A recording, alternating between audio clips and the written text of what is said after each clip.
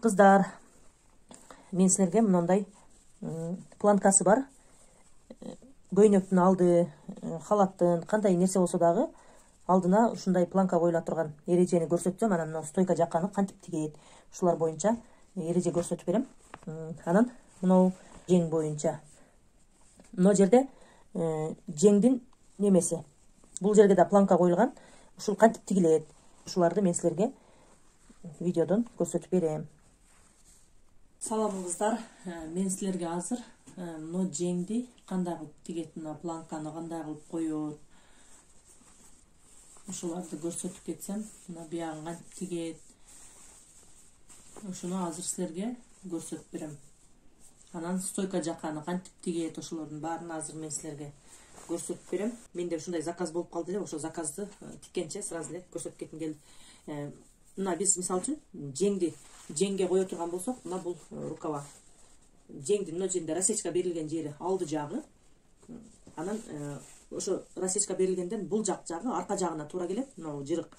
Бул жер өзү 10 см, 12 см кыркылыш керек. Жөн эле разрез болуп эле мындай кыркылган. Биз ушул жерге азыр планканы кантип коебуз? Ошонун эрежесин үйрөтөм. Оңой эле өзү койгонго. Мына бул жер жөн эле мындай кыркылган 10-12 см. Мына бул 10 см экен. 10-12 см кылсаңар болот. Бул даяр крой болгон үчүн муну мен бычуу эрежесин көрсөтө алган жокмун, бирок тигүүнүн эрежесин көрсөтүп берем. Мына жердеги планка коюлуп тигиле турган жерин кантебиз десек, бизге мындай эки материал керек болот. Мынакей, бул жагы 6 см, эни 6 см, а бул жагы болсо 15 см. Мынакей 15ке 6. Кааласаңыздар буну 2 түрдүү, 2-3 түрдүү вариантта койсо дагы болот. Мындай экөө улашкан болот, кыркылбаган. Бул варианты дагы жакшы, оңоюраак. Бирок бул бычылган, ушинтип бычылып келиптир. Муну кандай кылып коет, мен азыр силерге тигип көрсөтүп берем. Бул материалда дагы оң тескери болот. Биз планканы коердо, мына мен азыр мындай көрсөтөйүн. Биз планка кое турган болсок, мына жерге. Мына жердеги разрездин мына кичине жагы колдун арка жагы болот, мына бияк жагы болот. А мына чоң жагы, мына алды жагы болот, бияк жагы. Ошондо биз планка койгонубузда мындай болуп коюлуш керек. Бул рукаванын сол колдун жеңи экен бул. Азыр мен ошо сол колдукун көрсөтүп берсем, мына жерде мындай болуп ачылып турат. Мына ача турган жагы мына жактагы кыска жагына караш керек. Мына кыска жагы, мына кичинекей жагы, бул жерде боковой шов кетет. Ошол колтуктун астынан кеткен тигиш ушул жерде кетет. Ушул тигиш жака кайсы жагы кыска болсо, ошол жагы астында калат. Кайсыл жагы мындай эндүү болгон болсо, эндүү жагы үстүндө болот да. Ошондо бул жерден топчу ачылса, ушул жагы жабылат да. Эми ушуну азыр кантип тигебиз? Мына материалдын оң тескерисин аныктап алабыз. Мынакей азыр бул биздин мына сол колубуздуку болот. Сол колубуздуку болуп тигиле турган болсо, мына кичинекей жагына мындай жаба турган кылып тигишибиз керек. Биз ал үчүн мындай эки деталь колдонобуз. Мында оң тескерисин аныктап алышыбыз керек. Мына эки материал тең оңунан турат. Бул мына астыдагы жеңдин материалы дагы оңунан турат. Эгерде штапель материал болсо дагы, сөзсүз түрдө мына эки кичинекейди оңунан коесуңар, бул дагы оңунан болот. Анан ушул мына жырыктын үстүнө мындайынан алып келип туруп бастырып тигебиз. Бастырып тигерде мына 10 сантиметрлик жырык дебедимби, мына жердеги кыркылган разрез. Ушул разрезден где-то 1 сантиметрдей өйдөракка чейин тигебиз. Ушул жерге закрепка беребиз. Эми бул жагын тигип алабыз. Ушул үстүнөн эле бастырып тигебиз.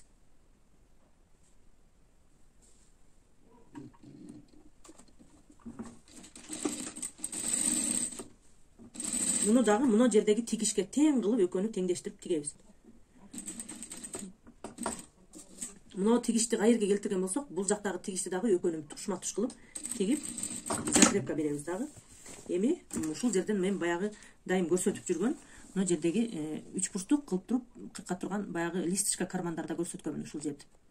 Мына артын этият кылабыз, артында мыносун кошуп албай, мына рубашканын, рукаванын өзүнүн немесин кыркабыз. Мына жерди алып келебиз дагы. Эмнеге чейин? кыркабыз. Мынакей, мына тигиш менен мына тигиш менен ушул кыркылган жер экөө тушма туш келиш керек. Себеби бул жер ачылганда бизге удобныйраак болуш керек. Анан бул жагын кыркабыз. Бул жагындагы листочка кармандыкы кандай кыркылса, бул жакты дагы ушундай кыркабыз.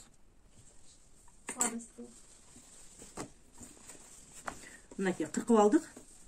Эми мен мына светти жандырам, себеби мага караңгы болуп калат экен. Биз үстүнө мындай кылып туруп жабыштырып тигип алдык. Мынакей биз мына аркадагы 2 бурчтук кичинекей детальды планканы рубашканын рукавасынын ич жагына тиккендей болуп калдык. Мына тескери тиккендей болдук. Мындай болуп көрүнүп турат бизге. Азыр эми биринчи мына кичине жактыкын бул жакка кайрып туруп, мына жеринен бастырып бүктөп тигип алабыз. Мына жерди мындай кылып туруп бүктөйбүз дагы. Кудду жанагы тигилген тигиштин үстүнөн бастырып тигип кетебиз.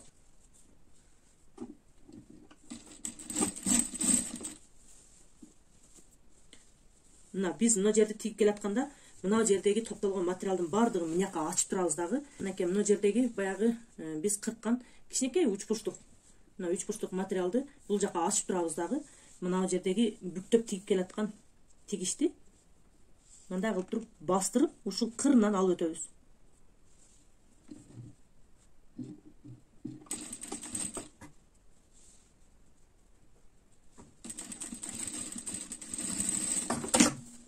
Мынакей. Мындай кылып туруп тигип алдык. Ана бурчектеги мына 3 бурчтук жер калды. Бул жер тигилген жок. Ушунун кырынан мына жерден алып тигип өттүк. Мынакей эми бул астына кирет. Муну астына киргизебиз мынтип. Эми мына үстүндөгүсүн тигишибиз керек. Мына үстүндөгүнү бастырып тигиш үчүн биз муну дагы мындай кылып туруп бүктөп тигишибиз керек. Үстүнө бастырып, мына ичиндеги мына тигишти бияка бүктөп туруп, анан үстүнөн бастырып тигебиз.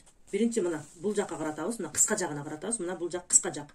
Азыр ушул кыска жакка каратып, бастырып, муну үстүнө жаба турган кылып тигиш үчүн биз мындай кылып колдонобуз мына эрежени. Мынакей кыздар, биз азыр мына жанагы тигилген, мына көрдүңүздөрбү? Арты дагы, алды дагы бир строчка менен тигилди. Муну эми үстүнө биз мына жеңдин мынасын жабышыбыз керек. Муну бул жакка жабышыбыз керек. Ошондо кантип жабабыз? Ошо бурчеги жакшы кыркылса, мына жактары тартышпайт да. Мынаны мына тигилгенди, муну мына астыга өткөзүп салабыз. Мына тигилгенди астына өткөзүп салабыз. Бизде бул жерде азыр материалдын мына оң жак бети, үстү, мындай сырт жагы. Мына жагы ич жагы. Ошондо мына кыска жакка тигилген мына планканы астына өткөзөбүз. Баягы бурчек материал мына жерде турат, мынакей. Кара материал болгон үчүн жакшы көрүнбөй атат. Мына бурчек ушул мынанын үстүндө турат. Мынанын үстүндө турат. Мына жерде. Эми ушуну мынаны биз ушунун үстүнө кайра мындайдан бүктөп тигишибиз керек. Ошондо биз азыр мындайдан алабыз материалды. Мына кыска жагын өзүбүзгө каратабыз дагы. Мына кыска жактын үстүнө бүктөп тигишибиз керек. Биз бүктөрдө мындай кылып туруп тартып, мына жерин бүктөп, мына жерге мындай кылып бастырып коебуз. Жөн эле пока коюп турабыз азырынча. Анан коебуз дагы бул жакты биз бастырып тигишибиз керек. Тигиш үчүн биз баягы бурчек бар эле го, мына жердеги астында бурчек. Ошо бурчекти бияка кайрып коебуз. Бармагыбыз менен бияка кайрыйбыз дагы.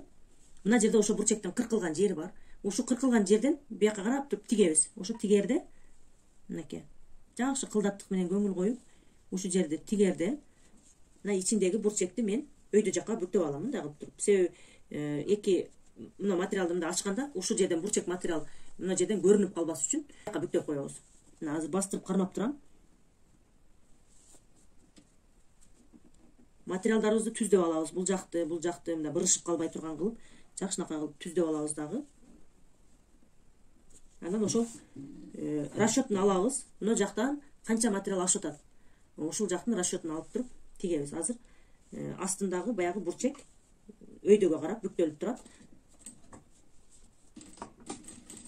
Кичине закрепка берип алабыз. Анан түз кылып тигип, муну кайра бияка каратып тигебиз, өйдөгө каратып. Өйдөгө мынау 4 бурчтук баягы мынау бүктөлгөн жер, мынанын бүктөлгөн жери. Ушуну биз бияка каратканда мынакей мына бүктөлгөн жердин бул жагы мына үстүндө болуп калды. Ушуну биз бул жакка карап тигип келатканда астында дагы ушундай бар. Жанагы астыңкы мына ички жактыкы астында да турат. Аны да түздөп кармап тартып алабыз. Түз кармап тартабыз дагы. Анан мына жерин бүктөйбүз. Бүктөп, түз кылып бүктөп туруп, анан ушул жерди бастырып тигебиз. Бул жерди бастырып тигебиз. Акырын бул жака жылабыз.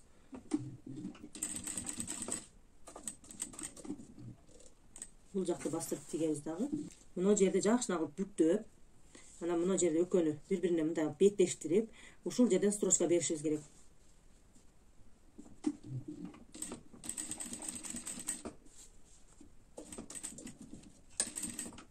Мына жерге келгенде, жанагы мына жерде мында төрт бурчтук айланып келген жерде биз бая баштаганда бул жактан баштадык, анан бияка келдик, анан бияка, эми бияка түз чыгып кетебиз мындайдан. Ушул жерге келгенде мына асты жакты бул жакка кайрып турабыз. Бул жакка ачып турабыз дагы. Анан кийин бул жакты тигип кетебиз.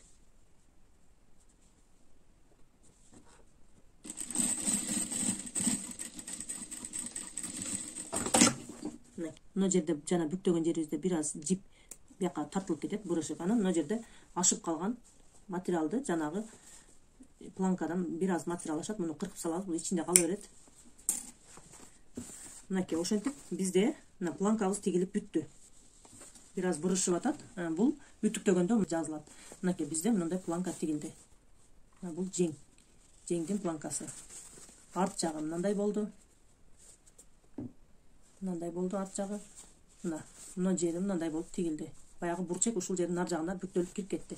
Эми мынакей. Бул биздин